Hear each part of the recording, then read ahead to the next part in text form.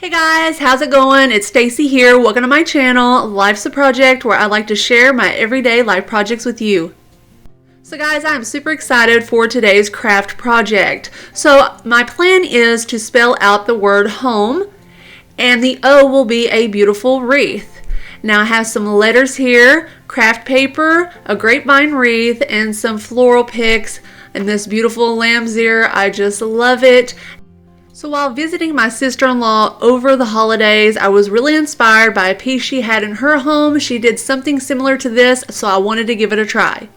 So I want to start with these letters, and to protect my surface, I just laid out some of this wrapping paper that I had left over from Christmas. So I think that's a good way to use up your Christmas wrapping paper. Now on the back of this letter, you can see I paid $2.49 for it. The size is 9.5 inches and it's made of MDF. Now all of the supplies and these letters that I'm using today in this video came from Hobby Lobby. Now I needed an H, an M, and an E for this project. Now what I plan to do is cover these with some craft paper, and what's so fun about craft paper, there's so many different colors, textures, styles and prints. I just love it. Now you can see here, this one is the one that I chose.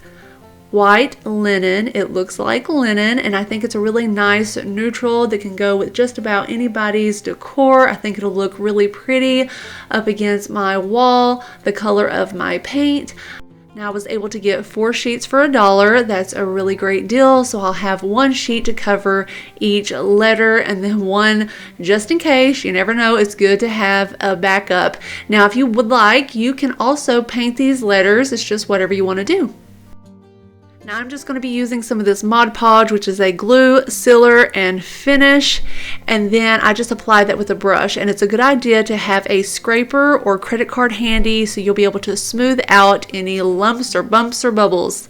Now I'm just going to brush on a thin, even coat over the entire letter, making sure that I get Mod Podge on all of the front surface. And then I'll just take the letter, turn it over, and that glue side will go to the back of the print so that when you turn it over, the print is on the front. Now I'm just going to turn it over and then start to smooth it out.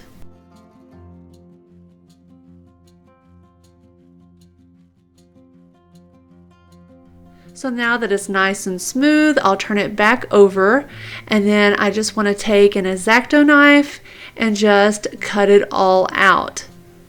Now I have my cutting mat here and my knife. I don't want to cut through the paper and into the surface that I'm working on, so it's good to use a cutting mat. Now I am just going to go ahead and cut out my letter. Now I have the letter H all cut out, and you can see on the edges here it does kind of leave a rough edge in places.